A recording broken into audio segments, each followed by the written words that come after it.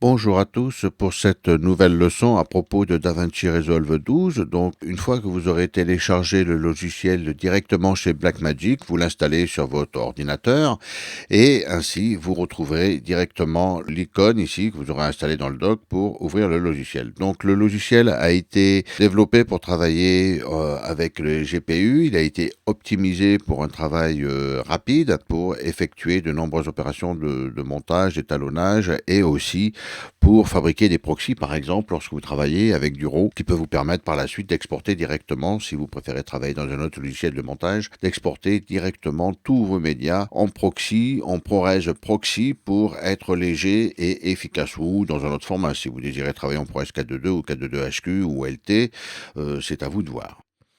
Donc, une fois que le logiciel s'ouvre, ici, vous arrivez directement sur la page de compte utilisateur. Donc, vous avez la possibilité de travailler soit en mode admin, qui lui vous permettra d'avoir tous les privilèges pour pouvoir partager tous les projets qui sont à l'intérieur. Le compte utilisateur ici, qui vous permettra d'avoir plusieurs comptes d'utilisateurs avec chacun ses préférences de travail, et un compte invité qui sert rarement. Donc ces comptes utilisateurs ici, pour en créer un, il suffit de rajouter ici Add New, de choisir une photo ici en cliquant et vous allez chercher la photo que vous désirez mettre en avant pour votre compte utilisateur, de donner un nom à votre compte, un password, de le vérifier et de signer ici pour obtenir exactement cette formule que j'ai ici. Donc, une fois que vous avez créé ici votre utilisateur, il est important de connaître un petit peu la base de données, donc la database ici, qui vous permettra justement de choisir le dossier dans lequel tout le logiciel travaillera pour organiser votre projet et le garder en mémoire. Donc ça, on le verra dans une prochaine leçon.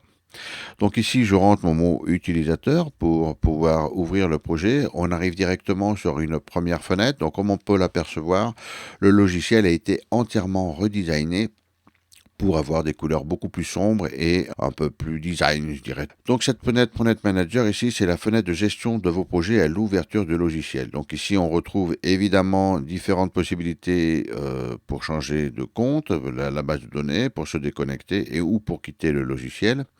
Ici, vous avez la possibilité de choisir le nom, par exemple, quand c'est qu'ils ont été créés, de pouvoir classifier, ranger pour pouvoir retrouver plus facilement un projet lorsque vous en aurez beaucoup. Ici, vous avez la possibilité d'afficher les informations dans le mode image ici de votre projet. Donc, on peut voir la taille et ensuite la date de création du projet. Ici, donc, en mode image. Ici, en mode texte. Donc, vous retrouvez les mêmes informations, mais en mode texte. Et ici, une fonction de recherche à travers votre Project Manager. Ici, vous avez la possibilité de créer un nouveau projet si vous démarrez la session. Donc, pour le moment, je vais démarrer. Donc, je vais enlever cette petite case. Voilà. Ici, vous avez la possibilité donc de démarrer un nouveau projet pour démarrer une nouvelle session d'étalonnage. À côté, vous pouvez créer un dossier pour pouvoir ranger justement de nombreux projets et les retrouver plus facilement par la suite. Donc, vous pouvez les classer par date, par mois, par client, par projet, etc., etc. Et ici, vous avez la possibilité d'ouvrir justement votre projet. Donc, en double-cliquant ici sur un projet, vous arrivez ici donc à l'ouverture de ce Untitled Project avec, comme on peut le voir, un nouveau design de cette fenêtre de DaVinci Resolve 12. Donc, comment se décompose le logiciel ?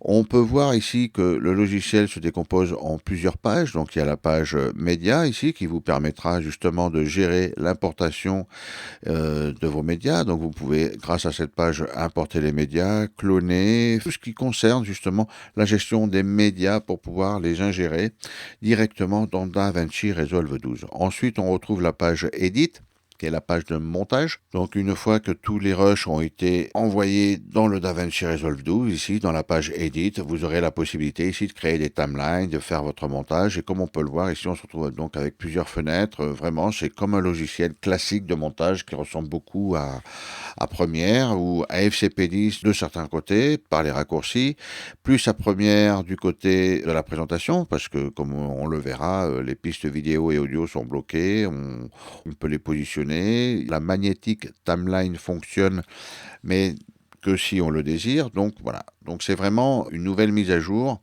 avec un redesign et toutes les fenêtres ont été réorganisées. Ensuite ici vous avez la page color, donc tout ce qui concerne la colorimétrie des images. Et ensuite, évidemment, l'export pour pouvoir délivrer un film et l'exporter dans le format de votre choix, que ce soit en film complet ou par chaque clip, et ensuite de pouvoir faire un one trip, c'est-à-dire un aller-retour entre votre logiciel de montage, que ce soit FCP10, Premiere Pro, Avid.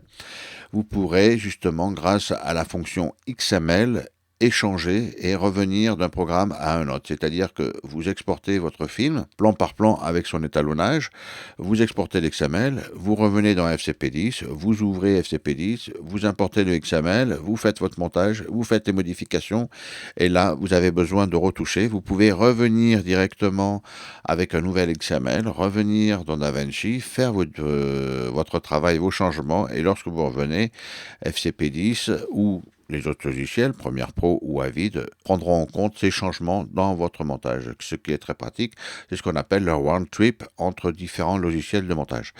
Donc je reviens à ma première page média ici. Et cette première page média, on commencera à l'étudier dans une prochaine leçon.